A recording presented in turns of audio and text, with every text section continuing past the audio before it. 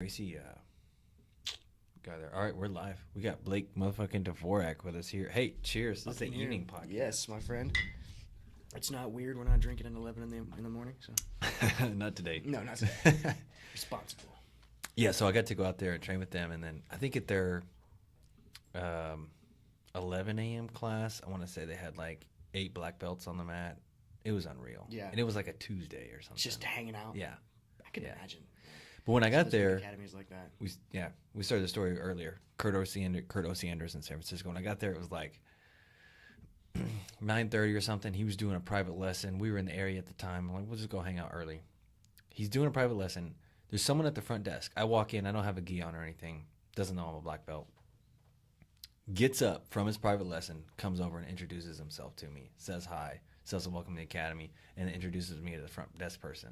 Then I talk to them. That is cool. Yeah, then after his private lesson, it was like 30 minutes in between. I hung out and got to just chat with him 30 minutes before the class, and he's just as cool and real as it is, That's the man. thing about jiu-jitsu people, right? They look super intimidating, but they're usually the nicest people ever. Yeah. Because jerks don't last. No, not they don't. often. Some do, but it's not often. Some do, but not often. Yeah.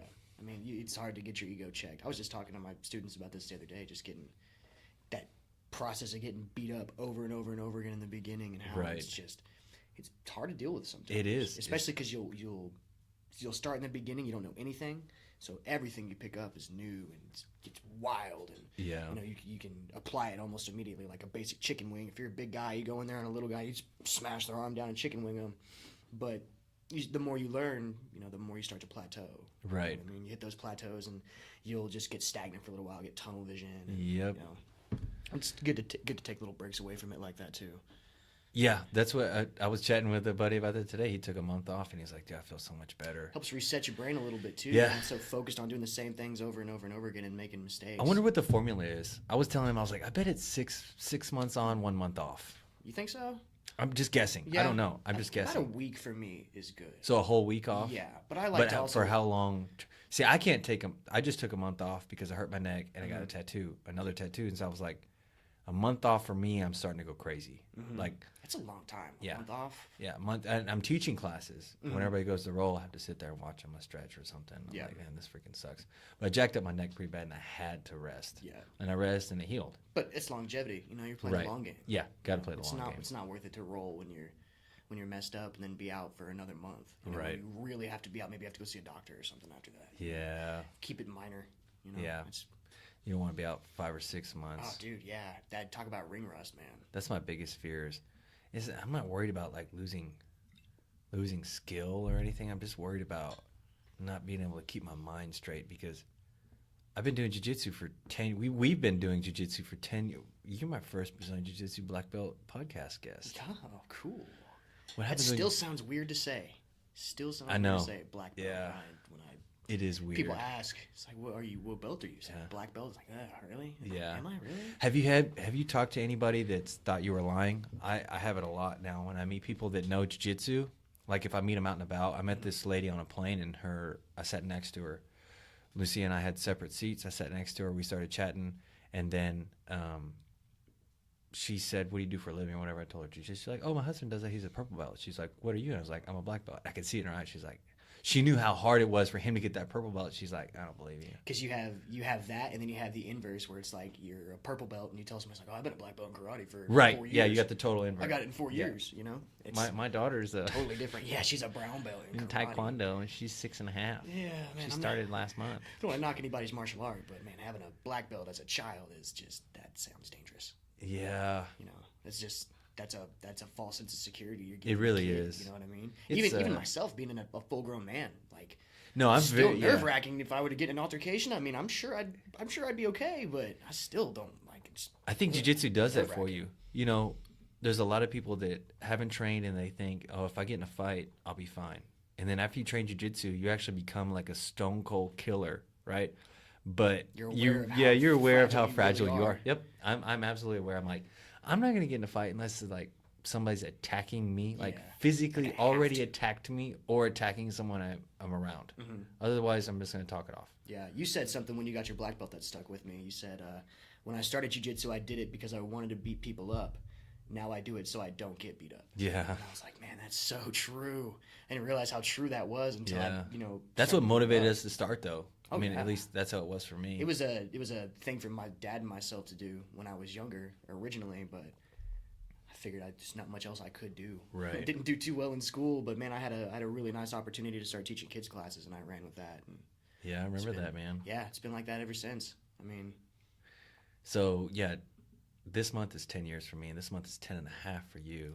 almost 10 and a half. And that's how long we've known each other for 10 years. Yeah, it's you crazy. got to be like one of my longest running current friends. That's what I'm saying. Like some of my friends from high school, I've known you just about as long as I've known you. Yeah.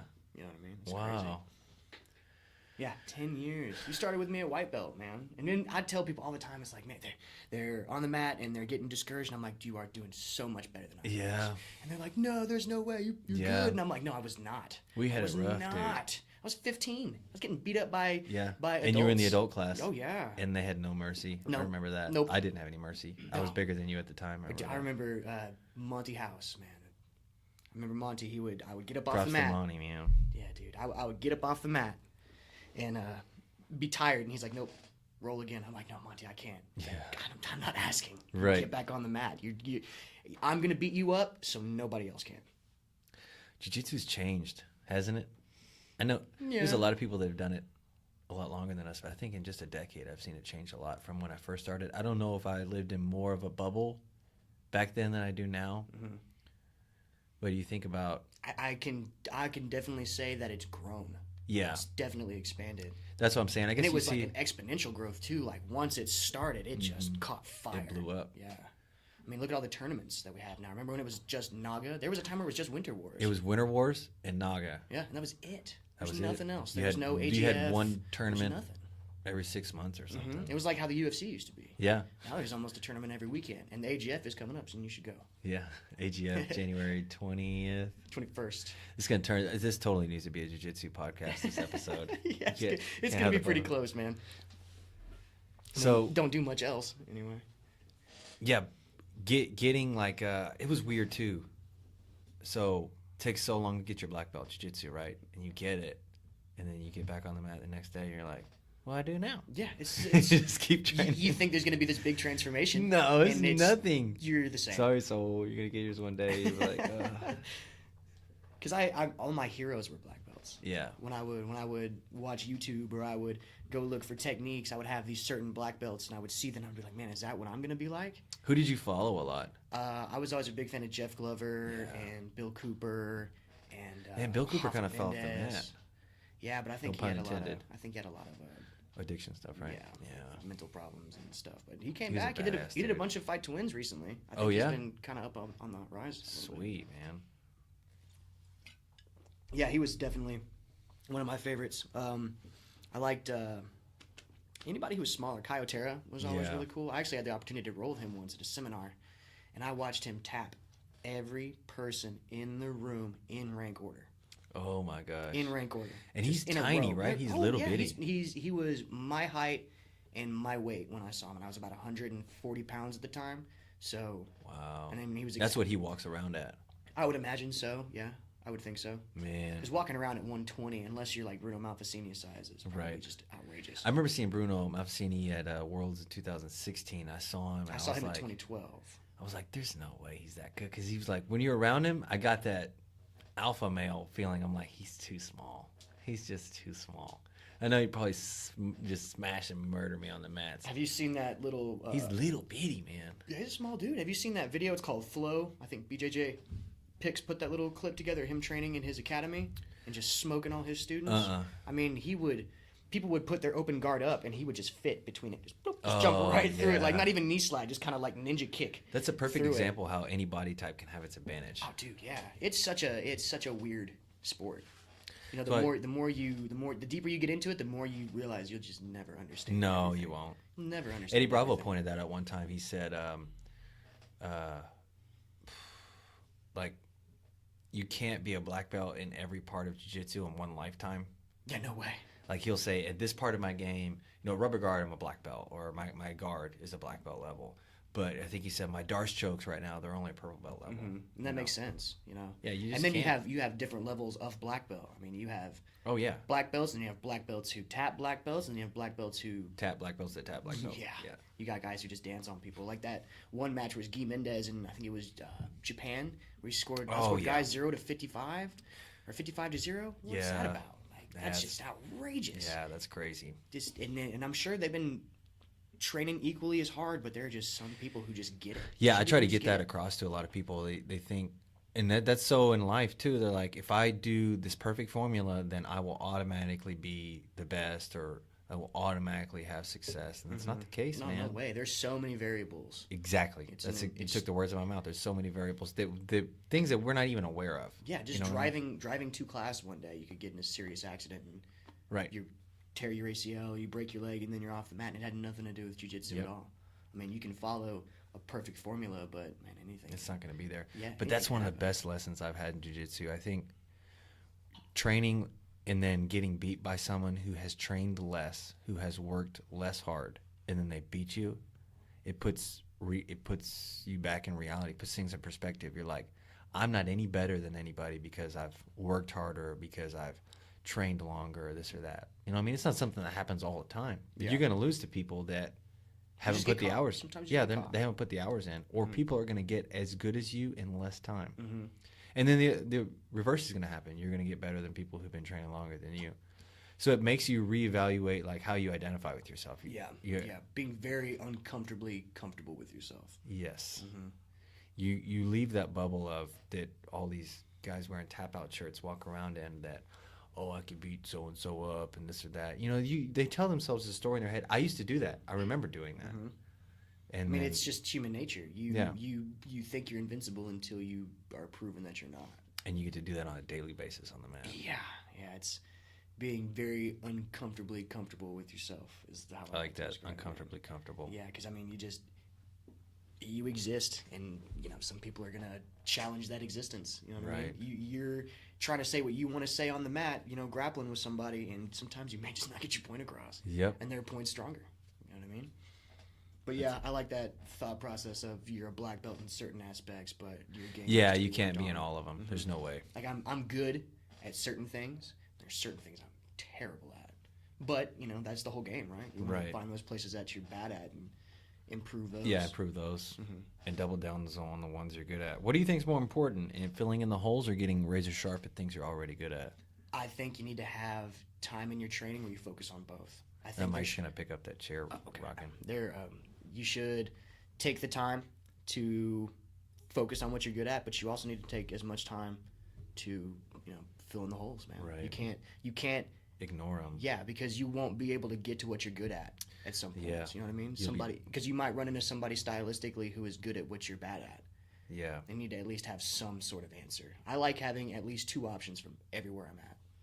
Thinking about if I'm in half guard, I want 2 options. You guys put that in your curriculum too, right? Wasn't that your thing for blue belt? I remember you and your dad sitting down talking about the curriculum. Yeah, we had what we called the matrix, which was a list of techniques that we would like our students to know before blue belt. I won't entertain a blue belt if you can't, show me a basic guard pass. Mm-hmm. If you can't show me at least 2 or 3 attacks from each spot, it's hard. I'm not giving out belts. I'm not going to do that. No, I refuse to do the same thing. That's bad for your program, and it's bad for your students. It's bad for jiu-jitsu. It's just bad for the sport overall. The thing that has given us so much. Mm-hmm. Yeah, you don't want to be selling belts. That's one of the things that wants me to make it keep it so pure. You don't want to sandbag. You don't want to, be that constant. I'm above all of you guys, but you don't want to water it down because jiu-jitsu has given us so much in life. Yeah, stuff I don't even think about on a daily basis. I am better at in my real life because of what jiu-jitsu has shown me. Yeah, you don't realize it subconsciously. Everything in life is easier when somebody's not trying to choke you. Yeah. You know what I mean? When they don't outweigh you by 100 pounds and just trying to break your arm. Crushing their shoulder into your jaw and turning your head to the side. But it's just enough to make you not give up and you keep going.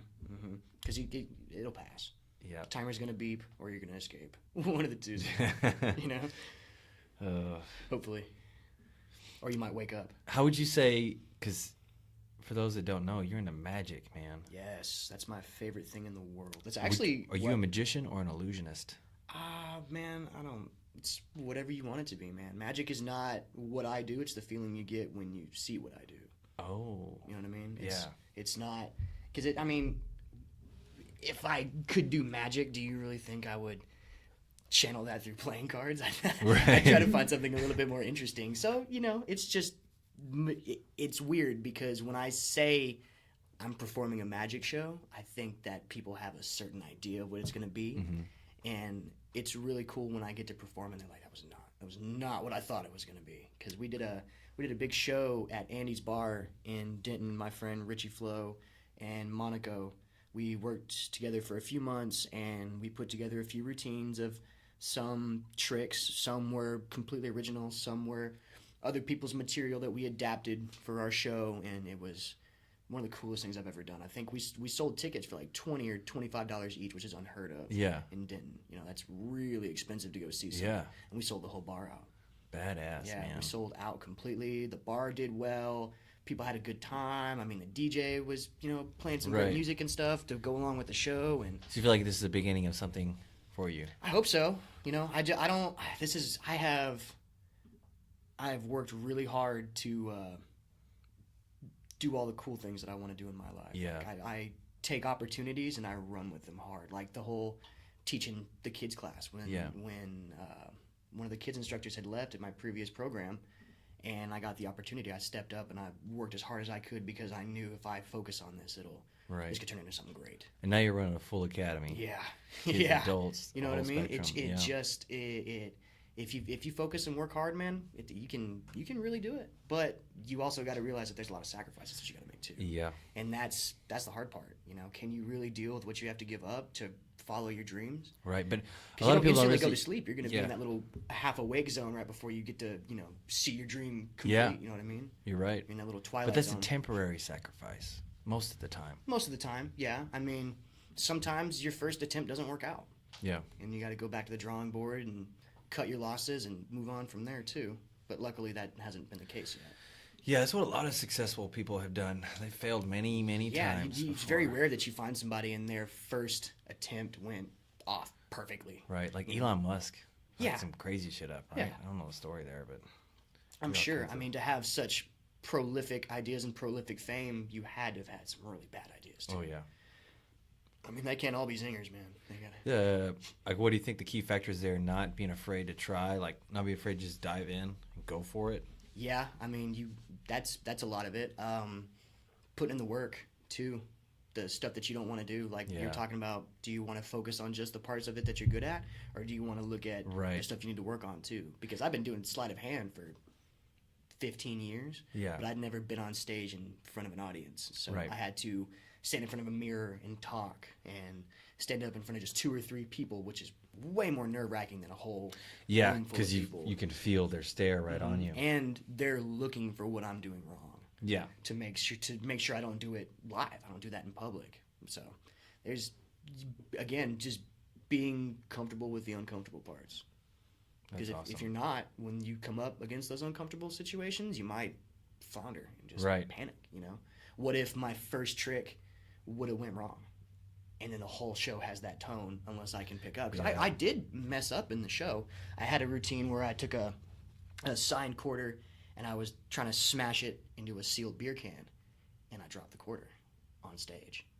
But I played it off like, this is part of the show. It's not gonna work the first time, stuff like that. Yeah. But that's because I've screwed up with it before, and I didn't react as well, and the whole thing just kind of fell apart because that'll fall apart fast. So you gotta just on your side. Constantly give out confidence, make them believe. Yeah, I have to be in control of the room, and I think that comes from teaching in Jiu-Jitsu, and having to stand in front of people and be confident in what I'm saying and being, hey, this is what works for me. I bet it'll work for you too. It gave me a lot of confidence. I wonder what the history with the playing cards and magic goes into. Do you know how those two got intertwined so closely? I think it's just a good medium. It's easy to deal with. Most people have them. Right. There's patterns. There's a nice finite and infiniteness to them, you know. Yeah. There's a lot that you can do, but I mean, at the end of the day, you There's go to somebody's 52 house, cards. they got 52 cards, 4 suits, you Yeah. know, ace through king. So patterns, and they're easy to conceal and things like that. So there's all kinds of different things. Do you have any magicians that you follow like you did in jiu-jitsu? Oh yeah. I had a lot of my material you would get from working magicians who would sell their ideas, and you'd get a book or a DVD that teaches you the tricks, and the goal is to learn the trick and then eventually create it into your own presentation, build a story around it, because magic is like 90% presentation and 10% trick. Okay. You know, half the time when I'm performing, the trick is done halfway through the routine. Yeah, the trick is done. Now it's the story that I'm telling. Why do you care about a pack of cards is really the question, you know. Not why do we use them, but why should you care? Like it's just a deck of cards. If I was going to do some magic, you would rather see me disappear or something like that, which is, you know, without a stage, quite a tall order. But, yeah, absolutely. But that's what you think of when you think of magic. You think of like wizards and things like that. Yeah. When you think of illusionists, you think of people up on stage and making a train disappear. Top hats and stuff like Yeah. that. So it's a weird little halfway point that we found where we're taking card magic and smaller ideas and bringing them to a bigger stage. You know, that's been the fun part, is deconstructing the tricks and then putting them back together how we want them to be. It's kind of like in jiu-jitsu, you have certain grips, you have certain positions, and you have certain techniques. We have certain techniques like palming cards and things like that that we can apply in different places and create whole things around. So a whole different... Yeah, there's just principles that you follow. You know what I mean? see. Like when you're on top and side control, Yeah. they turn towards you, circle around, take the bag. Just little things like that. Right. Mm-hmm. And then That's once you cool. get there, then you have your ideas that you can play with there too. You know, kimuras, chokes, back takes, all that kind of stuff. Yeah. That's awesome, man. So your nickname came from living in Vegas? Yeah. When I first moved to Denton, going to high school, that's how I made all my friends, was doing magic tricks in the cafeteria. And they had this weird thing about nicknaming people where they were from. Oh, okay, There was so... another kid named Pilot Point. But Vegas and magician, it goes hand in hand. It just stuck. You know, people were calling me Chris Angel at first, but I was like, I don't like that one. Yeah. Pick How something old a were little you? more original. About freshman, probably 15, 14, Okay. 15 was when, about that time. And I had been practicing for about 5-6 years at that time. And how long did you live in Vegas? About 3 years, all through middle school. So I just happened to learn magic while I lived there. You know what I mean? So just a coincidence. Yeah, I happened to be watching a David Blaine special on TV that my grandma had mentioned that I should check out. And I was like, I just got my birthday check. I'm going to go online and see how I can figure out how to do these tricks. And I found my first little DVD and went to go check the mail every day until I got it. And I went through that whole DVD and learned everything. Wow. Yeah. And so, like, what pushed you to keep doing magic all these years? Or I love it. I like to do cool stuff. If I see something that's cool, I want to do it. So is there other stuff you do, like, outside of jiu-jitsu and magic that I've like just that? started trying to make music now. Like I have a bass guitar that I want to start learning to play, and I got a MacBook with GarageBand on it, and just been looking into electronic music and just making noise, you know. Yeah. Just because it sounds cool. Right. I want to be part of that, you know. That's cool, man. Why not? I always feel like What else am I gonna do? there was like those passions that we have within us, those drives to do things that we think are cool. Like, so you think jiu-jitsu and magic is cool. Do you ever question why you think it's cool? Like, I think a lot of us don't question why we are passionate about things. We're just like, oh, I like cars. Oh, you know, I like guns. Or, oh, I like skiing, or whatever it is. You don't ever question, why do I like that thing? And where it comes from. I think it's because I'm awkward and I don't communicate well with people, and I need something to help me do that. Right, so you're lacking in one area, you'll excel in those. Yeah, it kind of helps me with the things that I'm uncomfortable with. So I would feel like people will be more successful if in life they just pursue what they love early on. Yeah. You know, right now, But that's hard. we were chatting about this last podcast. What are you supposed to do after high school? What are you supposed to do? How do you know when you're 16, 17, 18 years old and you're supposed to have your life figured out? No. Well, You need how do you know you that? need to sign up for college, and you need to apply for this bachelor's program, and you need to get this degree so you can do this job. And hopefully you'll get this job. And I remember when I was going to college, my motive for the degree I was in was to make money. I didn't want to have anything to do with business or And eventually I wanted to help people, so I got into counseling. But I realized I was like, counseling is the medium that I want to help people. You know what I mean? And so I ended up dropping out my junior year and just becoming a jiu-jitsu bum. Yeah. And then luckily it all worked out for me. And I attribute that to me. But is it luck, though? I mean, I guess luck has a little bit to do with it. It's not. It's not luck. What I attribute it to is early in life, I pursued relentlessly that which I loved. And it worked out. Yeah, and you understood the importance of it, too. Not only did you love it, but I think you understood how important it could be later on, too. Yeah. You know? Yeah, there was a lot of factors, like understanding what to do at what time, you know, understanding the risks of certain situations, and also saying, okay, if I work in an office for the rest of my life, not to disrespect anybody that works in an office, I'm going to be miserable, and I'm not going to be motivated, and I won't be operating at my full potential. I would think about that. I know it sounds childish, but I just don't like doing stuff I don't want to do. Yeah, no, I'm the same way. I wanted to make sure that all the choices I made, that in the long run, that would be the case for me. It's very rare that I have to do stuff I don't want. But we're not taught that when we're younger. We're taught you need to do this and this and this in order to do something that you don't want to do so you can make money doing it. Yeah. Not you can either do something you don't want to do and make little money, or you can do something you don't want to do and make big money. No one ever said, like, follow your dreams and pursue your passion in your career. Let's say follow your dreams. They won't say pursue what you really love to do. Because what if people like all different kinds of shit? People like art. People like doing audio stuff. People like baseball. If everybody just did what they loved, what they really, really loved to do, I feel like the world would fit more perfectly. Like, what I was getting at was like, why are we passionate about those things? Maybe there's some unknown source that's making us passionate about those things. That if we just followed them, then the world would be more harmonious than it is now. Yeah. And we've been so fucking stressed out all the time. Yeah, that's a big thing, man. People are always stressed out. Everybody's always mad. Yeah, because they get up. I attribute that a lot to driving. I think driving has a lot to do with. They're driving to a place they don't want to be. Yeah, and just being in the car and being stuck in traffic, and man, I saw a horrible accident on the way here. I was driving up through Denton, and they have right where Loop 288 is. There's a left side on ramp that shoots you into the fast lane. I know exactly right that on ramp. The highway. I've had to get on that ramp so many times. There was a car spun around in the left lane, and I could see the person in their hoodie kind of lean forward in the passenger seat. Oh, dude. gosh. It was bad. It just happened. Just happened. Was there anybody there? There were people standing outside the car, and there was a Getting police them out? officer driving Okay. up. Yeah. But Man, I saw a wreck one day, and I was the first person there. This car ran a red light, hit an SUV, rolled it, and I was the only other car there. Like, I got out of the car, went in, the SUV's on its side, opened the back hatch of it, crawled in, walking on the side windows, grabbed the guy's hand and helped pull him out of the SUV. whoa. When you actually see that happen, anytime you question yourself to check a text message or this or that, you're like, no. That's exactly what I was thinking. As soon as I saw that car sitting like that, I was like, eyes on the road, both hands up here. Because it's not just you that you're jeopardizing. You know what I mean? It could be that mom with a newborn baby in the car. Yep. I had a bad accident when I was in high school. I was on my way to summer school to go take a test over the summer that I had failed, and it was at Old Alton and Teasley.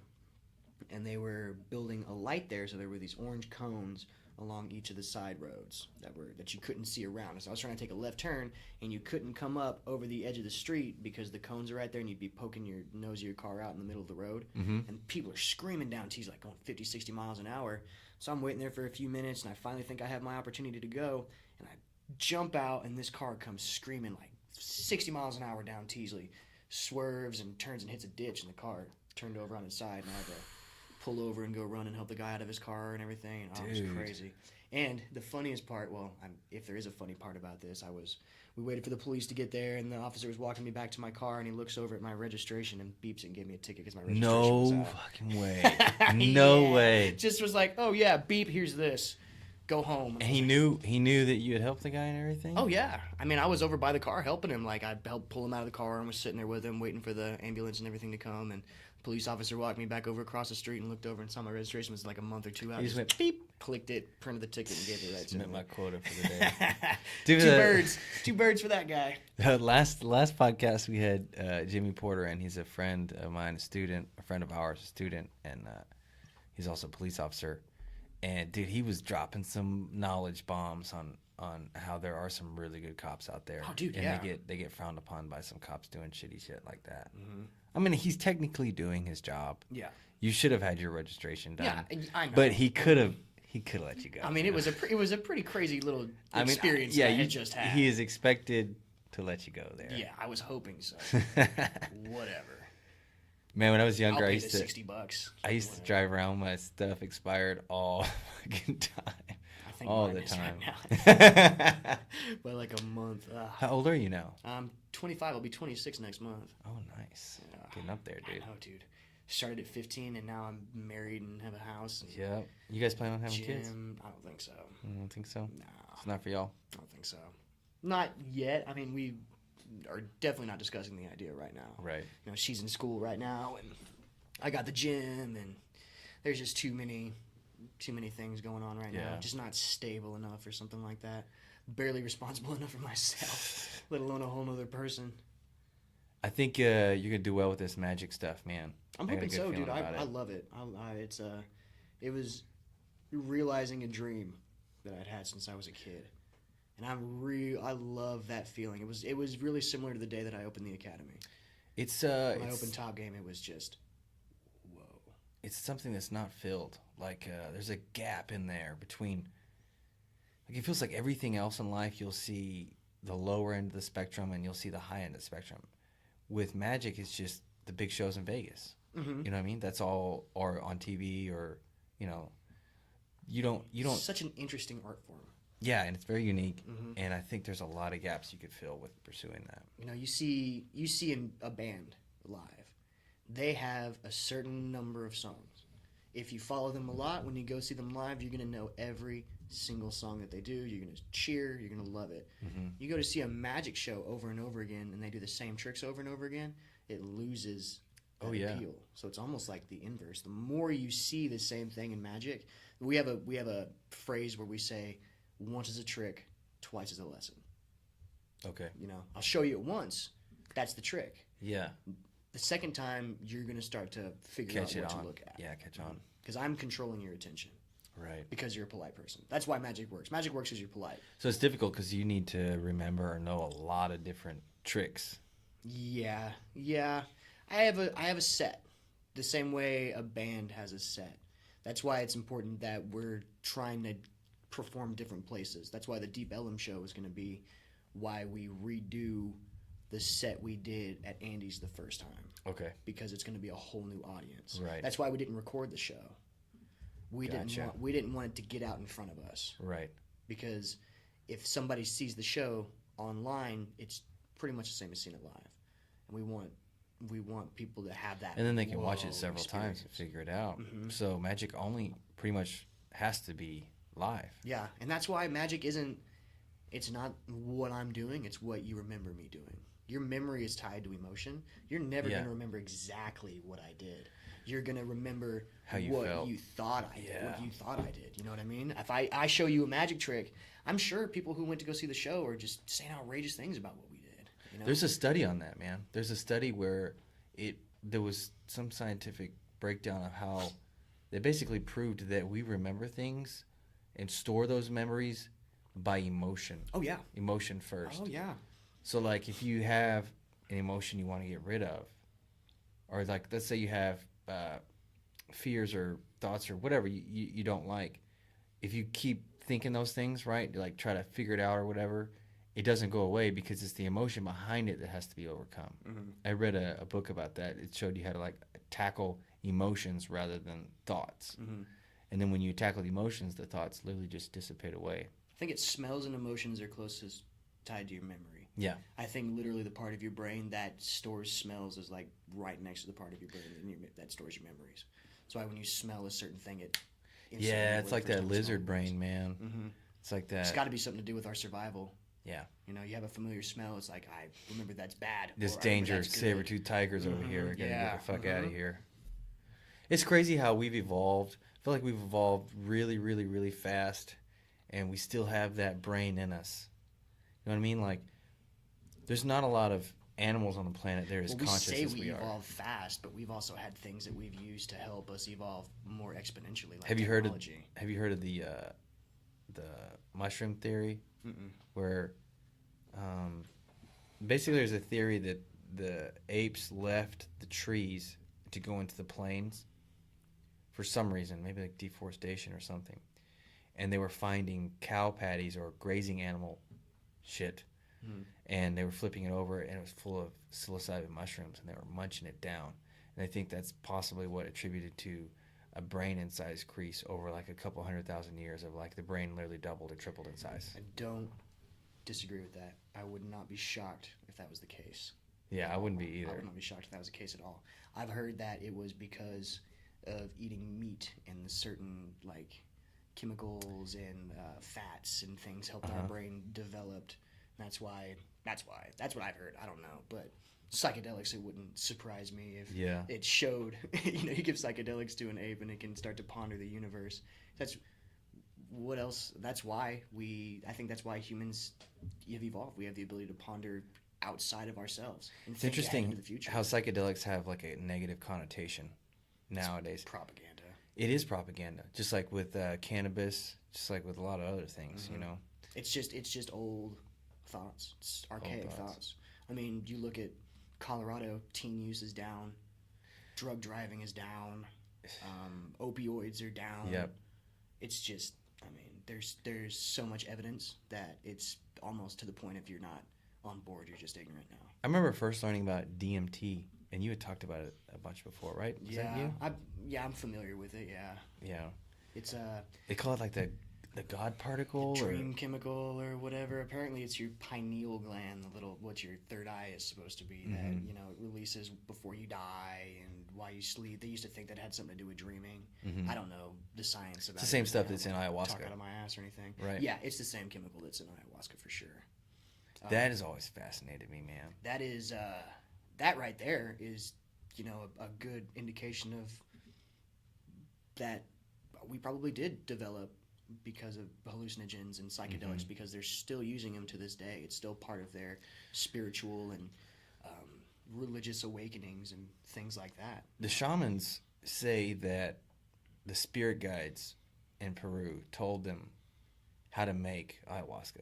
Said the spirits told them how to make it. That wouldn't surprise me. I mean, it's what... Right. So there's so many unexplainable things in the what universe. I'm getting at is like it's two plants mixed together, boiled in a certain way, right? Mm-hmm. It's all obviously 100% organic. It's just everything in every living thing has DMT. Right. In it. But how would they know exactly how to make that? That's what it's like. What's really crazy is that DMT, when ingested orally, will be broken down by your stomach acids. You need to take an MAOI inhibitor, right? Which helps. Which is the second plant in ayahuasca, right? Yeah, that's the plant that they add to it. So yeah, the fact that they had that combination in nature and they can understood how to use it is, frankly, pretty incredible. But think about it. They probably had a lot of time on their hands too. Oh yeah, just sit in the jungle. Yeah, they don't have Facebook. Like, what else are you gonna do? Start chewing on plants. You know what I mean? Got to find food somehow. It's like the first person who ate an apple. Like, how did you know that? That's so that was true, gonna be man. Fruit? That's so true. I mean, have you ever seen like old pictures of bananas or watermelons before we got our hands on them and modified them? Totally inedible. Bananas naturally, like super organic bananas, are just laden with seeds. Really? There's barely any pulp in there. They're just laden with seeds. What? Yeah. Or watermelons, there's barely any red fruit in there. It's all like white and has like holes in it like that. Yeah. It's just inedible. Wow, man. There's a lot of times in life where I'm like, I question things like we're doing right now, and then I'm like, how do I live for months and months at a time? And I don't question just the most basic stuff. Just the most basic stuff, period. Because it is the most basic stuff. Because we're you just assume we're trying to think over that. That's another reason why magic works. You know what Occam's razor is? You ever heard of that? No. The simplest answer is usually the correct one. Okay. That is so true. And especially, going back to magic, it's usually just the simplest thing that is the most correct. And we don't think like that anymore. We think over the top now. Everything's super complex. Yeah, right? Technology and action movies and everything is just so over the top and big. Why would you think about, when you have a machine that you get in and drive 60 miles an hour down the highway, why are you going to think about bananas? True. There's so much other great grandiose stuff in the You universe got now. that from over here. Dang. That's very true, man. Think about bananas. My way home now. Think about bananas. I was giving my buddy a hard time the other day. Plantains. I feel like a plantain. It's just a big ass banana, right? The banana had a baby with a sweet potato. Like the flavor wise or the looks wise? Flavor and texture. I guess I've never had a plantain. Like then. if you cook it and Or I haven't put had sugar and the right cinnamon on it. plantain, then. Dude, those are so good. Yeah. Sweet plant, like when you put sugar and cinnamon on them. Mm-mm. Oh my gosh. And they're hot. Have you ever had, so you're talking about sweet potatoes. You ever seen Japanese sweet potatoes, the purple ones? Yeah. Yeah. Those are awesome. Almost look like you shouldn't eat them because it looks like mashed purple crayon. That's what they make Kit Kats with that, right? Do they? They make purple Kit Kats and they use that shit. What? Yeah. Huh. My buddy's wife brought us some from Japan. That's cool. They're purple. There are so many crazy snack foods over in Japan. I want to go really bad. I've been through the airport a few times, traveling back and forth from Guam when we used to live out there when I was a kid. My dad was in the Air Force, so that was where he was stationed at one point. And you would just see just the tiniest little cans of soda. I mean, just like this big. Yeah. And they had just hundreds of them on the wall, and you'd see the price tag, and it's like 10,000 yen. What? The currency exchange over there was crazy. I don't know what it is right now. But you see Well, they're 1,000 kicking yen. ass. It's like, holy crap, 1,000? There's something special about the Japanese, man. It's like the Germans too.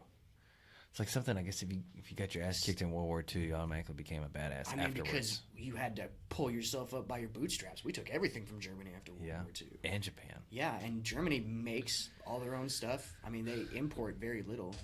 Yeah. They're very self-sufficient. It's a prideful thing. The more prideful, I mean, I can't think of very many more people who are prideful than the Germans and the Japanese, maybe the Russians, just people who are just super proud of their heritage. If you get anything from Japan or Germany, you're like, okay, this shit's legit. Mm-hmm. Like if you get a blade from Japan, you're like, okay, this is the real deal. Like or if your Naga car, sword. yeah, Naga sword. Have you ever had any like candy from Germany, like chocolate from Germany? Like Kinder eggs? You ever had Kinder eggs before? Have a little toy inside of the yellow little nugget looking thing on the inside. Oh, that's the best candy in the world. It's good. Huh? You ever go to like a little mom and pop candy shop? Look for the little Kinder eggs, Kinder chocolate Kinder eggs. It's the best chocolate you'll ever have, man. They're straight from Germany. Mm-hmm.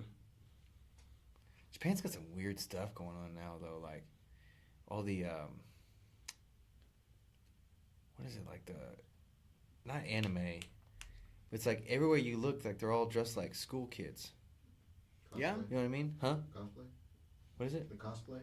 Cosplay? I don't know. I guess it's just... I mean, like maybe it's the way they do the anime. It like seems like everything's just a little bit off on that. Yeah. I don't know. That's just... I want to go. Different cultures. I've been, like I said, I've been to the airport, but I never got to go walk around or see anything. I do remember in the airport, they had like a little room. It was like a PlayStation room. There was just TVs and PlayStations along the wall. And you could rent your go time or something? You just go sit and play in there if there's an open controller. What? Yeah, it was pretty cool. Yeah, it was super cool at the time. I think it was like right around the time the PlayStation 2 came out. They used to have gaming centers like that here. For you. What was that? It said it was around the time the PlayStation 2 came out. That paints a timeline for you. Yeah, they have one in Denton. I think it's called like Source Lounge, where you can go rent time and play on computers and stuff. Is it in the mall over there? There was one in the mall over there called Net Lightning. We used to go to that one all the time, Net Lightning. Yeah, my buddy David used to live in that place. And we play ping pong, and that was back when you could play online, but a lot of times you had to like play games, and they were like LAN games. Mm-hmm. That's old school gaming. We would go to a buddy's house. Have a LAN party, dude? Yeah. Yeah. Go to a buddy's house. Kids don't know about LAN parties, No. man. That's the best. When you actually had your friends in there and you could talk shit to them to their face when you kill them. Oh, that's the best. Actually, they were in a different room, or you had to like cover up the TV somehow. Uh-huh. You remember playing split screen? Uh-huh. I saw a genius. No screen looking. I saw a genius thing where they perfectly taped a blanket in the middle of the split screen. And like one kid, down the side of the room? Yeah, one kid sat under the blanket and he played, and the other kid looked over the blanket. It was genius. I was like, dude, we went all these years and didn't fucking think of that. Wow. But you'd have to get the blanket so tight that it would ride that line perfectly, you know? That's crazy. I remember playing Halo 2 split screen. Yep. I remember the original Halo playing split screen. I always sucked at Halo. I was not ever very good at video games. Couldn't play video games well, and I could never skateboard. Those were two things I was just... Me too. Tried to skateboard, could not do it. Couldn't do it. Tried, couldn't do it. I Didn't have the balance, and I was scared of breaking skateboard's my probably a lot arm, like jiu-jitsu. scratching myself You up. probably thought, oh, in 2 weeks I'll be like Tony Hawk. Yeah, You know? I'm sure that's what it was. Because we see people come into jiu-jitsu gym all the time, and you're like, dude, you're not going to get good that fast. Chill out. Just chill out. Don't get frustrated. Yep. But it's hard, man, because especially in today's time when everything is instant gratification. Yeah. You know, you touch your phone in certain places, a pizza shows up at your door. That's weird. I was thinking about that one day too, because, dude, there's dead animals on that. So it's some fucking, pepperoni. Think about it though. Think about it. Flesh. You touch a button on your phone, like, bitch, die. You know what I mean? Something gets killed. Obviously, it was before. Yeah. And that flesh comes straight to your door, and you're like, that's kind of fucked up, man. We are so disassociated with that. Oh man, I am so glad though. I would hate if I had to see how my beef and bacon was made, I'd starve. You never hunted? No, I won't do that. Oh, Ever since I got my dogs, I won't. I can't. dude, I feel like if you eat Can't do meat, it, man. if you eat meat, you should have to hunt, like And at least one point, so you can understand what's happening. Yeah. Yeah, my wife had watched this really sad video of like slaughterhouses and stuff once, and I was like, I can't do that. Then But there's not much else I can eat. Like, you know what I mean? I have a pretty heavy carnivore diet. I enjoy my chicken on top of my salad, but you know, I don't want to eat the food that my food eats. Yeah, you know what I mean? Yeah, Ron Swanson. Ron Yeah. Swanson. We watched all of that, man. Oh, me and my wife too, man. It was The Office, Parks and Rec, and How I Met Your Mother. We actually there was a trivia night at Mulberry Street Cantina in Denton, and they were doing a How I Met Your Mother trivia. Yeah. And my wife and I decided to go, and there were these huge teams. I mean, tables of like 6 people, 8 people, 12 people, and then us 2. And we won like 3rd place. Nice, dude. Yeah, but we were sitting there thinking like, man, because me and her were like the first people up there every time, turning in cards. That's And cool. I remember the winning team was like 10 people. Second place was like 4 or 5 people. And I went up in first place. Like, where's your table at? I was like, my wife's sitting over there. And they go, oh, okay. Get out more. How many seasons did outside. they have of that show? Oh, like 9. Oh, man. So that's ones you get deep into. Oh, yeah. Yeah, you really start to develop a feeling for the characters Right. and stuff. I get into series, though. The same way people get into books, I like TV shows. My Yeah. wife and I'll find something we like, and we'll just go head first into it. We do the same thing. I've been watching Black Mirror lately. You Oh, listen dude, to I was going to that. bring it up. Ooh, Holy wee. shit. What was- It's so good. What was your favorite one so far? I think I've seen like 7 or 8 of them. Have you seen the newest season yet? Are Are you watching them in order? No. Okay. I was, and then I was like, I don't need to. I watched episodes like 1 through 5, season 1, and then I jumped straight to season 4, and I've seen 2 or 3 of those. Which one was your favorite from season 4 so far? Because there's only like 4 or 5. I watched all of them. Season 4 has been my favorite so far. People have been hating on it, but it's been my favorite. Season so far. 4, I'm trying to remember the episodes that I saw. There's the one with the spaceship. Okay, that was episode 1. Yep. That one was really good. And then the next one was the little girl who had the implant where her mom could see through her eyes. Yeah, that one was good too. She beat the shit out of her mom. Yeah. What do you expect Dude, to happen? yeah, you numbed her to all this. Yeah, man. I was sitting and thinking about this show, and I was like, I think the overlining theme is that consciousness and computers don't mix. No. They don't. Humans fight. Like computers are we would still overcome the technology. Our consciousness can still overcome the technology. I mean, You talking about like a Terminator type scenario? I'm thinking that if we were implanted in a form of technology, if I had a version of myself that woke up in a video game, Oh, like that episode? yeah, I feel like I would fight until I either got destroyed or destroyed it. Mhm. You know what I mean? Because what else am I gonna do? Yeah. I think my favorite episode so far That was... crocodile one messed me up. Dude, I haven't seen that one. Dude, that he was one watching that messed one. me. Oh, you do? Oh, Joe dude. Rogan posted about that. He goes, I just watched it before bed. Yep. So did me and my wife, and I was like, we gotta watch something else. I'm not about to go to sleep now. Okay, It's so- wicked messed up. Real quick, crocodiles and alligators are like my biggest fear. I'm not afraid of shit, but Do you deal with them often? Huh? Do you deal with these creatures? no, that's why it's my biggest fear. I don't ever get to face it.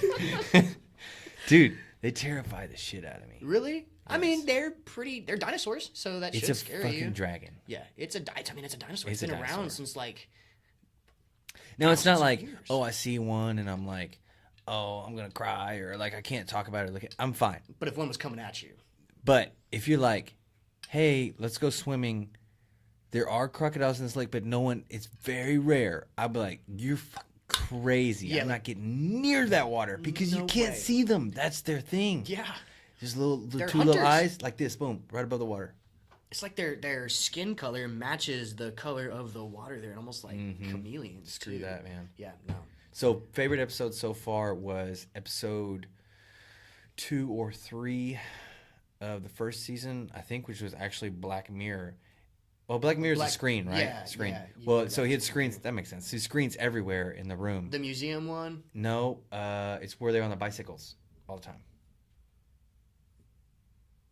I just realized that Black Mirror, what I was saying, is screens in general. Yeah, I had that realization watching it too because the screen had cut out, and I was like, "Oh my god, my TV's the Black Mirror." So deep. It's really deep. Yeah. I love shows like that. I love exploring consciousness, man. That's it's a new age thinking about Twilight that. Zone, is what it is. Yeah, it really is. So season 1, episode 2, it's the guy that played in Get Out. Okay, the main actor, the African American guy in Get Out, and he has to ride a bike every day, like a stationary bike. You haven't Okay, seen I that? haven't seen that one, Okay, no. check that one out. It's awesome. It's a good one. The very first episode ever, the one about the The pig fucker. yeah. Whenever I tell people about the show, I'm like, start watching it. It's different actors. No episode requires another one. Skip episode 1, watch a few, and then go back to that one. Yep, that's. I would imagine if I saw that one first, I'd be like, nah, I'm gonna find something else. I almost stopped watching the show because of that. Yeah. I was like, y'all could have picked a better one. Put that one in the middle somewhere. Yeah, Let it get right. watered down. Boom, they came out strong. Yeah. Came out swinging, man. What's the most impactful thing we can put on the show? Sex with a pig. Somebody needs a raise. Somebody needs a raise. Johnny, you always come up with the best ideas. Somebody in the room had that look right there, just like that. Yeah. Fuck. It was that guy's idea for sure. I want to fuck a pig. I wonder if it feels like what bacon tastes like. I almost kept that one in my head. I think that was almost one that stayed too with good me. to hold on to. Dang. Oh man. shit! Yeah, that's been on my shit list right now. Is that Black Mirror? I love it. So yeah, when you watch stuff like that, it opens your mind up, man. Yep, I've been pondering the universe and consciousness so much lately. Like it's just been on my mind for some reason. That's good, dude. Man, do you ever just stare at yourself in the mirror and get kind of lost? I remember Between feeling like yourself that and, when I was- feeling like you're trapped behind your eyes. And Yeah, I shit remember like that. feeling like that when I was younger. I would be like, "How did I get here? How am I here?" What happened before? Yeah, it was this subconscious feeling that I'm not from here. Yeah, That's how I would feel. man. I know. I get into some crazy thoughts when I'm just sitting there staring at myself like that, like existing, like just existing as fuck. Like I'm here. Like this Yeah. just boggles my mind, man. I don't know what it is about it, but it's just been weighing on my mind a lot lately. Like just the because my wife has been getting her degree in physics. That's what she's going back to school for. Wow. Because she went first for. I think she got a social sciences degree, just a general degree, Right. To because she wanted to go to college and she did great, but I don't think it's what she really wanted. And then now that she's got herself a nice job and a good schedule, and She's doing what she wants to do. Oh yeah, and some That's good badass. some good disposable income. She just found something new to dedicate herself to, and just learning about the vastness of everything. She's been learning a lot about small numbers, like irrational and imaginary numbers. And how do you wrap your brain around that? Because as big as the universe is, it is equally as small. Yes, it goes inward just as much as outward. Man, could you imagine if you just fall into something else? You finally go so deep and you To, get the like, another smallest dimension. particle and you come out the other end of something else, like another black hole or something. Yeah. It's I think crazy. about that a lot.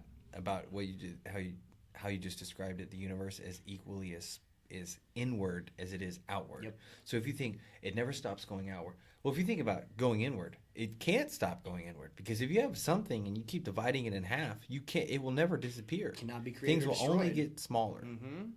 So it's like, On the subatomic particle level, like there are like electrons, they just pop in and out of existence in a quantum. and they can be like two places Yeah, at like a once, cloud, right? just It's crazy weird shit. like that. Because it's like the smaller you get, the less it makes sense. The rules of the universe stop applying this, or become less and less applied the smaller you get. You ever think of it like it's going crazy inward, right?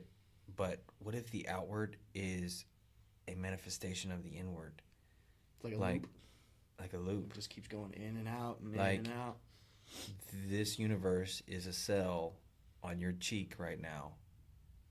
And your cheek is on your body in another universe, in a cell on something else. You ever seen Osmosis Jones? The kids movie, the animated movie, about how it's the story of a white blood cell, and Yes, the I body's remember being that. taken over by Yeah. Ebola, and he takes the medicine. I like to think about the inside of my body like that. Dude. Like, there's a little war when I get sick that my white blood cells are fighting, trying to take this fool out. Do you know what's crazy? If you think about it, it's not really infinite inward. It's infinite outward. And because it's infinite outward, it's infinite inward. So we're assuming that we're big. But what if we're tiny and it's infinite outward from here as well as inward? Yeah, I mean, if you think about our size compared to just the planet in general, it's incredibly It's nothing. small. Just a speck of dust on a floating rock hurling through space. That's what it is. It's just a Yeah, we're in space right now. big ass rock just flying through space at thousands of miles an hour. And not making a difference because it's so big. Yeah, and that how. But the rock is flat, right? Oh yeah, of course. Because why would it not be? Of all, I mean, I won't argue either side. Mars round, Moon round, Earth just a pancake flying through space. Those are all just paintings on a big thing over our head. Yeah, my God, I can't even. There's a guy in Denton. He drives this truck that's just covered. Oh, in flat dude, Earth I've been to Denton like 3 times in the past year. Do you You remember seen seeing that dude truck? every time? I've When seen we his went house. to- His house looks just like his car. Man, Just splattered with that. that stuff. got to that guy before some crazy religion did, or maybe he is religious. I hope he's just trolling everybody. I hope it's a big joke. You think that's what he is? I hope so. He's trying to get some attention from it. Man, what is it? Cognitive dissonance, where you believe something so strongly that even if it's proven wrong, you still have to hold on to it because it would just shatter the foundation of your reality. Yeah, it would shatter your identity. Could you imagine, like, if that was your identity, was thinking that the Earth was flat, and then you find out that There's it's a not? lot of people that it is, man. Yeah, There's there's lot like of a people. whole flat Earth society. There are many members across the globe. Yeah, Eddie Bravo being one of them. I think with him, it's more of just not believing anything that anybody Yeah. says. Well, that's Because how he I am. claims some outrageous shit. Yeah. Like, outrageous. There were dinosaurs. That shit happened. Like, that's real. I mean, I always sit middle of the road. I will ride the popular wave because that's what fits in. But unless I've seen it with my senses, I won't argue against it. Yeah, I think Neil deGrasse Tyson said it the best. He was on the Joe Rogan podcast, and he said, "What do you say to these flat earthers and people who just don't believe?" He's like, "I will ask him, is there anything I can tell you to change your mind?" And they say, "Nope." He's like, "Conversation over." Damn. What am I gonna do? Like, if Yeah. I believe it. If you don't, there's nothing I can do to change your mind. You want to believe 2 + 2 = fish? Then you Yeah. go on your way, man. How it doesn't affect me. I've hit this As long as it's not hurting anybody else, as long as you're not propagating it to the next generation and making them believe you're bullshit. then Yeah. Whatever. Think whatever you want. I guess it's the only motive. It's to your stop them. reality. Consciousness is just a side effect of reality. I hit this like the past 3 or 4 podcasts was my orange dot theory. Have you heard any of those podcasts from before? Mm-mm. It's always like, God damn it, he's saying it again. Imagine you have like an orange piece of paper in front of your face. That's all you see. But that orange is so in front of your face you can't see anything else, but it's actually part of a bigger picture. It's a pixel, like in that painting right there, right? So it's a big frog with glasses on. So I try to say, it's a frog with glasses on. You're like, dude, you're fucking crazy. It's orange. I can't blame you for only seeing orange because that's your perception, and I will never convince you otherwise. Yeah. And maybe I see the frog, but someone else sees all 3 paintings, and so they say, no, dude, it's a frog and a monkey and a dog. I'm like, no, it's just a frog. I think Rorschach tests are a good example of that. What is that? The ink blot test. Oh, I've never used seen those. that before. I've done the Ishihara test with all the little dots. Yeah, but I mean, it is what it is, but people are going to see different things. It's your perception of that. Right. It is just an ink blot, or like clouds. That cloud looks like a bear. No, it doesn't. Mm. You know?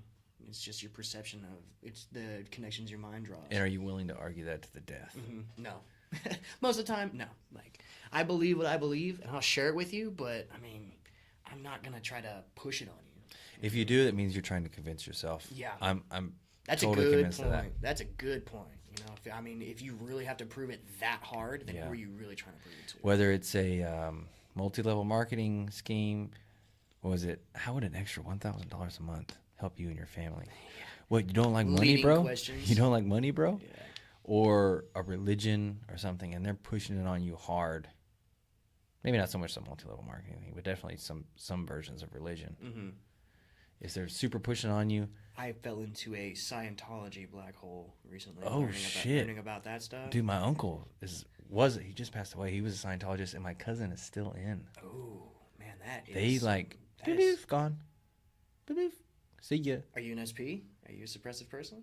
I don't know. We don't talk to him much, but I'm sure we're labeled SP. Man, because if you even talk derogatorily about Scientology, they are no longer allowed to associate with you. Okay, so here's one thing that I learned about. I watched the Joe Rogan podcast with Leah Remini about it. Yeah. And so you pay Scientology to move up in the ranks and learn the information, and they have what they call OT levels, Okay. operating thetans, and it's like 1 through 10, 10 being like operating thetan, like because your thetans are like these things inside of you, these bad feelings. They're beings from another universe that are trapped inside of you, and you are trying to train them and release them or something to that effect. But you pay to get more information, and they hold on to this money. So let's say you want out and you want to collect your money. Once you leave Scientology, you're labeled a suppressive person, and people in Scientology cannot communicate with you. Like, they literally have to walk away. They cannot communicate with you. So when you call to get your money, You're SP. you're an SP, can't talk to you. Hang up. Dang. Actually, What do you think the motive was behind Scientology in general? Just tax originally. evasion. What's his name? L. Ron Hubbard was evading taxes. That's why the whole ship thing exists. He was evading taxes. That's why David Miscavige, it's either David or Robert Miscavige, the head of Scientology, his claim to fame was getting Scientology tax exemption as a religion. That's his big thing. He was an attorney? He was the son of a man who joined Scientology to help him because he had really bad asthma when he was a kid. Apparently, this is the legend. I don't know if this is true or not. I just heard it on a podcast, and he got really sick, and he took him to the Scientologist because doctors weren't helping and the medicine wasn't helping. He went to go see the Scientologist, and apparently he was cured. So his dad threw their lives into it, and it's either David was the father, Robert was the kid, one of the two. It's either that or the names are switched, but. The son decides to drop out of school and go work for L. Ron Hubbard full time, and eventually ascends through the ranks and becomes his right hand man. And when L. Ron died, he took over, and the big thing was he got them tax exemption as a religion. When was that? I couldn't tell you. Is he still alive? Oh yeah, he's still running it right now. He runs His the whole wife show. is actually mysteriously vanished as well. I don't know where she is. There's all kinds of crazy shit going on. And how do they not get legal repercussions with this? Can't touch him for some reason, man. I mean, think about. I know Tom Cruise is in it too. Yeah. But when you get to that level of celebrity and you're showing Scientology in a good light, he's just surrounded by a wall of yes men, just totally cut off from the outside world. It's the Tom Cruise show. And that's what they do with these celebrities. They either hold you in like that because you play along, or you end up like John Travolta. What was the deal with that? He got outed for all those homosexual misunderstandings and Oh, like massage things like therapists, that. right? Yeah, all that stuff. Because you have to admit to your wrongdoings. And so he told them about it. Oh, and they recorded it? And they used it and they held it over his head. Son of a bitch, man. Dude, and he it's had to crazy. accept that to get out. Yeah, because if two Scientologists are at a party, they have to write a knowledge report on each other. So they'll go into the main building and they'll send in a report for what that person was doing. And if the reports don't match up, somebody gets in trouble. Dude. It's like in North Korea, they do that too. That's a straight, like, organized cult. Oh yeah, 100%. It's 100% a cult. 100%. You ever... But they reel you in with it was originally a self-help program. They say that L. Ron was trying to diagnose his own issues and help work through them. And the beginning of Scientology is actually really not that bad. It's a really good self-help plan, and it really helps people. That's why most Scientologists you meet are well-adjusted. They're usually nice people because they haven't gotten into the loony parts yet. Wow. With Xenu and all that crazy shit. I really suggest if you want to fall into a YouTube black hole and you want to have your mind blown by just the sheer just force of will that some people have to just propagate that. Like the fact that L. Ron was able to get that off the ground and running is, I mean, it's So look up how many maniacal, people are in Scientology right now. crazy. That's L. scary. Ron Hubbard, another fun fact about him, he wrote more fiction than any human ever. He wrote more fake stuff than anybody ever.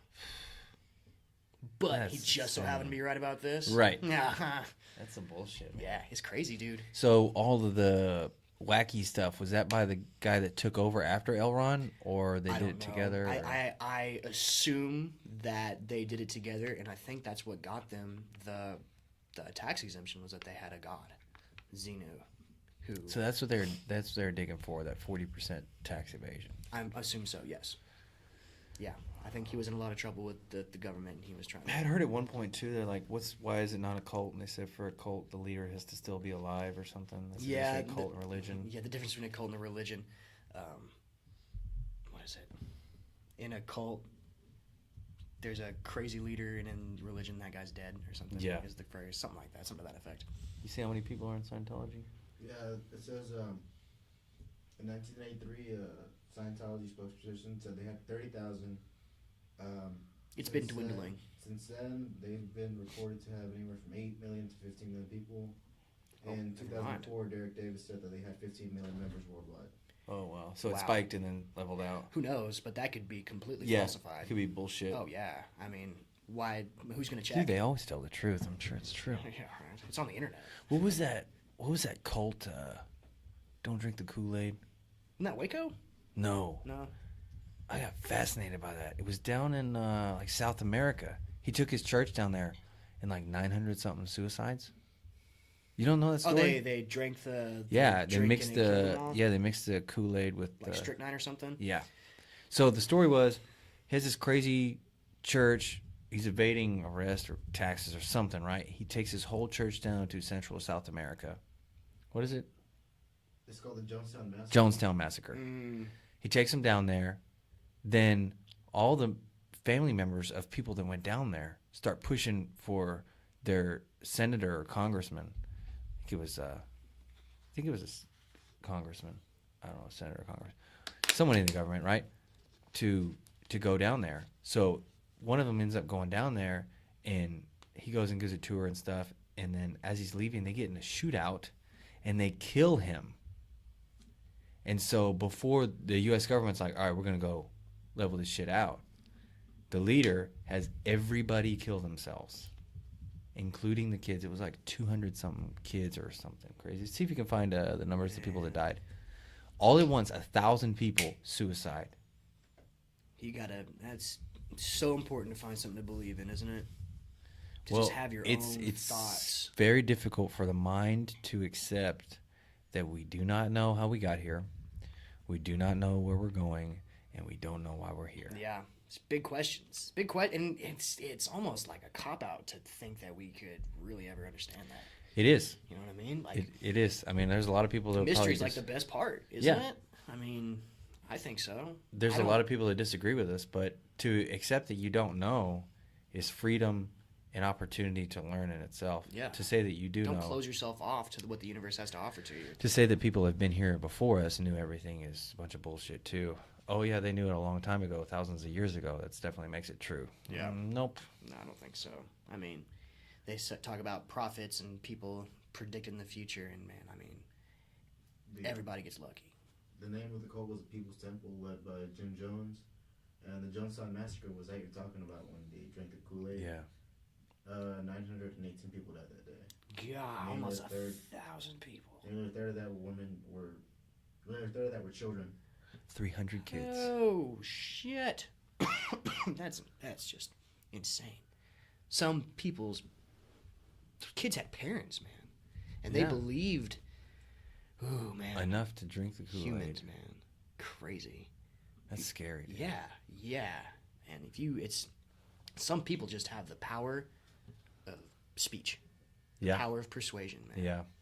You can use it for good, you can use it for evil, but I mean, the human psychology, there's a formula to it. There's a way to get people on your side. There's a way to talk to people. There's a way to interact and make people like you. Yeah. You know, sociopaths and psychopaths have to... They've got it down. They look and they scout and they pretend all those human interactions that they see. That's scary, man. I've always been afraid, like, I don't want to be like that. You know, I'm always double checking myself. The fact that you think about it means you're probably not. Right. You know, what was this quote I heard? It was, crazy people don't sit around and think if they're crazy. They have other stuff to do. Right. Sociopath. I guess people like that just aren't aware. There's no self-awareness. Oh, no. I always hit at that. Like, the ability to make change. They just care about the next thing they need. Yeah. That's themselves. Yeah. Oh, that's it. There's nothing else outside of them. That's fucking crazy. So how long are we out of the podcast? A little over an hour. Hour 10. Doesn't feel like an hour. No. Kind of hanging Hour out. 10? Damn, we're getting better at this. Yeah. Before I could barely go over an hour. The one earlier today was what we got there? Aliens. Was almost 2 hours. We did 140. 140. Oh, it's probably me. That's it. Huh? The cold people you're talking about coming to get us. Cold people, he's all scared. He's been watching too many alligator Black Mirrors and shit. Oh, Stop yeah. watching that show. Dude, I got really big into conspiracy theories, just wackadoo ones. Like, They're fun. It's fun. I got to the point to where I was researching them so much that one day I just shut my computer off and went to bed. I was like, they're looking at me. Like, I'm finding out covered too up much. your little They know. webcam. They know. They're watching us. They're looking through your camera earlier. You seen Snowden? I haven't seen the movie, no, but I'm familiar with Edward Snowden. Watch the movie. Yeah. It's fucking good. And you're like, oh shit, it makes sense. Blake Dvorak was friends with Jimmy Jones, who was also friends with Sarah Sarahman. I don't know, and we think she's a enemy of the state. Come after me. Let's look at Blake's webcam right now and see what he's up to. Creepy. Oh, you need a warrant for that. According to policy, blah blah blah blah. We already have it for everybody at all times. Anybody who's ever done anything and holds any power and position is just some guy or some lady. Yeah. You know, it's nobody special. It's just some dude or some lady. And that's another big reason why I just pursue the things I love. Because anybody who's ever done anything that I like is just some dude like me. Man, that puts it in perspective. I think about that a lot. So I said earlier today, Lucia's always getting on to me. I'm like, oh my gosh, it's Javier Lovato or somebody. And I'm like, oh, a little fanboy or something. And she's like, they're just a regular person. It's just some guy. What's a big deal? Yeah. It's just some guy you see a lot on Facebook doing rolls up and down and shit. I'm just not big on the social media. I don't like posting. I admire that. I was talking earlier today. I'm legitimately addicted to it, and I'm going this. I'll scroll through it frequently, but I don't post or share my opinion or get in arguments. Or it just doesn't interest me. Do you need to share a cure for your opinion? Yeah, I need to. If I want to talk to you about something, I'll talk to you face to face. Yeah. You know what I mean? So this is like one of the only like recorded things I've ever put out where I'm not like being asked specific questions about stuff. I'm just kind of having a conversation and being honest. Like, I don't do that very often. I think it's good. I was super motivated to start this because I was like, I'm just gonna fucking be myself. It's a good way to hang out with people, man. Dude, good reason to come out badass. here. Yeah. It's worth the drive. I was like, when you asked me, I was like, hell yeah. We can exchange ideas and then post it online and then, allow it to grow from there. Hopefully I don't sound like too much of an idiot. So. No, you're cool, man. I worry about that, dude. Just because being in my position sometimes, like running a school, I was just like, man, I'm just some guy. I hope I'm doing. That's good that you see yourself. I hope I'm not screwing people over, man. Like, I'm really doing my best. When I teach, I'm really showing you the best thing I know. Like, yeah. Don't put me you're on being a pedestal. genuine. I don't want people to put me on a pedestal, man. I try not to let that get to me. Yeah. A lot. It's on a minor scale. Can you imagine like people like big time celebrities? No. How would you deal with that? Oh man, I couldn't. I don't think. One of my biggest fears is being famous. Do you imagine? That's a legitimate fear. Yeah, I would hate that. It would ruin your life. Yeah, like too much money almost. Like, I never want to have too much money. Yeah, that scares me too. Yeah, could you imagine? Obviously I want to be able to take care of my family, but Yeah. I don't want to like have to worry about somebody trying to come get it, or You would, well, what happened would be you would find out who your real friends are. yeah, people trying to come to me. All of a sudden, I got all these new relatives I never met before. Like, So tough situations, like whether it's a good one like that, or let's say you're in a spot where shit hits the fan, you actually find out who's genuinely there for you, and those are blessings in disguise. You know what I mean? That's a good thing. I feel like I've got such a close-knit group of people in my life that I wouldn't. It's very rare that I'm surprised by something they have to tell me. It's very rare. It doesn't happen often at all. You know, I have almost all of my friends through jiu-jitsu. Really? Almost all of them. Yeah, I would say that too. I've got like the same 10 or 12 people I've been hanging out with since high school. Yeah. But again, that's because I was kind of weird and I don't branch out well and I'm not good in social situations, and like magic was a big crutch for me like that. Right. So that's how Help you get through. Yeah. Gave me a reason to talk to people. Right. Hey, want to see something cool? Who says no to that? Well, some people. Some people say no. You ever go around and do some David Blaine shit? Like what? Like just walking around and be like, hey, you want to see something amazing? Yeah. Yeah. I love blowing people's minds. Hey, so him holding his breath for like 17 minutes. Did you watch the TED Talk on that? I saw Phenomenal. bits and pieces. That's real. Phenomenal. Oh yeah. It's real? You think he it's did real? that. Oh yeah. Oh yeah. So what is that, man? It's like Sheer force of will. Sheer force of will. willing to die. Oh He's yeah. willing to die. He talked about that because the first time he did it, he messed up. He didn't do it, and he told himself, he's like, I'm gonna die in this tank. That's his art. He believes in his art so strongly that When he was talking to his TED Talk, he had me sold. I was like, fuck, I think he did it. I think he did it too. I remember watching the stunt or bits and pieces of it, and I was like, no, he didn't fucking do it. I was like, this is bullshit. This is magic. And that's the thing. Like that's the magic, though, isn't it? Yeah. Did he really do it? Did he not do it? Yeah. I mean, I don't know. You seen him in his new frog thing that he's doing? No. Regurgitating frogs? He'd just be talking and doing a magic routine, and at the end of it, he throws a frog up. So What the fuck is that? So Like- that's what magic is. It's like fucking doing shit that you didn't think was humanly possible. Oh, yeah. It's taking you out of reality for a Whether second. it's real or not. Oh, yeah. So, That's the fun part, because How did I do sometimes that? it is real. Sometimes it is real. Like I have a routine in my act where and this is an original piece that we came up with, where I have a bag of blue raspberry Jolly Ranchers that I bring up on stage. I have this bit where I talk about how me and my partner have been working on this grand illusion that has fire and swords and showgirls, but I forgot it at my house. But I have something half as good. An old bag of Halloween candy I have stuck in my car. Because it was around November, so I'd use the Halloween candy line. And I take a few and I throw them out in the audience to show that it's a real bag, and I invite somebody up on stage. And I tell them, don't look, but reach your hand in there, because I don't want you to know how many you have, and get a whole handful of Jolly Ranchers, put them behind your back, count them, and hold them out in front like this. And I have a slip of paper in my jacket pocket that I hold on to in front of them, and I say, I have my prediction of how many Jolly Ranchers are in your hand. And at that point, I don't really know. I don't really know. Like, Yeah. I have a really good idea. I know the parameters, and based on how long your hand's in the bag and how big your hands are, and just these different tests that I've run that give me a good idea. Wow. But when they turn their hands over and they open them, the Jolly Ranchers are red. What the fuck? Yeah, it just lit the whole place on fire, because if that first part doesn't work out and I don't get the number right, Yeah. still another punch. And if you Magic get works it right, it's a double punch. And it was. I got it right. You got the number right? I got the number right. Dude, Damn. the first two times I did it, I didn't. I did it to my wife, and I did it to my friend Kelly. It's a guess, right? It's an educated guess, but yeah, it's a guess. And my adrenaline was pumping, and as soon as I got that right, it was just full steam ahead. Like, I crushed it. So how do you hit the punchline of reminding everybody that they're red? Or does everybody automatically like, what the fuck? On the card, it doesn't have a number. It says they will be red. Oh, And okay. the person reads it. And they Gotcha. Because their hands are still closed, and I said, what does the prediction say? It says they will be red. And I go, and they're fucking red. That's cool. Oh, so good. And so it was three of us, and our first performer, Monaco, he did a lot of card tricks. And I remember me and my partner Richie were standing on the side of the stage, and we're just like, oh my god, we're really doing this. Like, we've been working on it for months. Yeah. Because we have seen these tricks and these routines just over and over and over again, and we see everything we do wrong.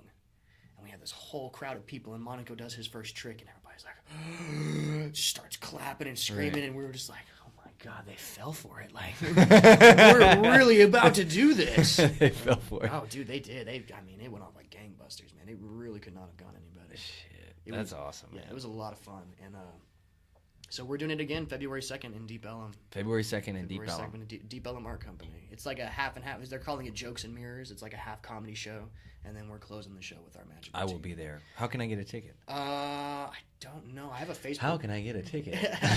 I've got a Facebook page. I'll share on the link to this video when it goes up, and I'll make sure everybody can grab a ticket if they want to Sweet. come. So we got a lot of big stuff planned, man. That's And, so We're gonna cool, do the man. same act. I might add a couple of the different pieces in there to keep it a little bit fresher for people who've already seen it. But Yeah. Yeah, I want to support you in any way I can, it's so gonna be fun, let me know man. what you need. I mean, it's just a good time. So everybody that comes on, I ask them, you haven't listened to any of these. This son of think so, bitches no. are prepared. Everybody's always prepared. Good. I asked them, if you could have one piece of advice, one phrase of wisdom, one suggestion, one code of conduct, whatever, what would you say to everybody listening to cure the world? So funny. Everybody like the I like previous that guest. I'm unprepared Yeah. for this question. I've been thinking about this all week, man. Like, I would say that, man, life's hard. Get a helmet. Buckle up. You know what I mean? Don't settle. Don't settle. That's the biggest thing. Don't settle for bullshit. Just don't settle. Push until you get what you want. Okay. Because one day you're gonna be dead. So life's hard, life's short. Toughen up and fucking do what you want to do. Just do what you want to do. It's gonna suck.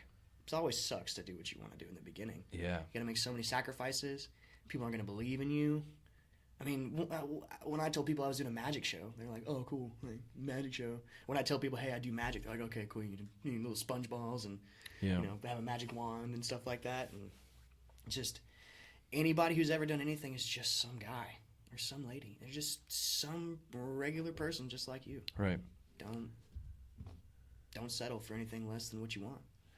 Badass. We're going to end on that, dude. Sweet. Thanks for coming Oh, out, man. Dude, it was a lot of fun, man. I Let's appreciate plug you it one having more me. time. February 2nd. February 2nd, Deep Ellum Art Company, Jokes and Mirrors. And then next Friday, we're also doing a benefit for the mini mall that burned down in Denton on the square. Oh, There I was saw a that. mall burned down, so we're doing a comedy show, a magic show, and a couple of bands are going to be performing at Andy's Bar next Friday at 8 p.m. So And how can people follow you on social media? you can follow my magician page at Vegas Denton Magic, and you can find me, Blake Dvorak, on Facebook, and I don't have any other social media. Cool, stuff man. on Facebook. Thanks for coming, brother. Dude, of course. Thank you, man. I Good appreciate stuff. it.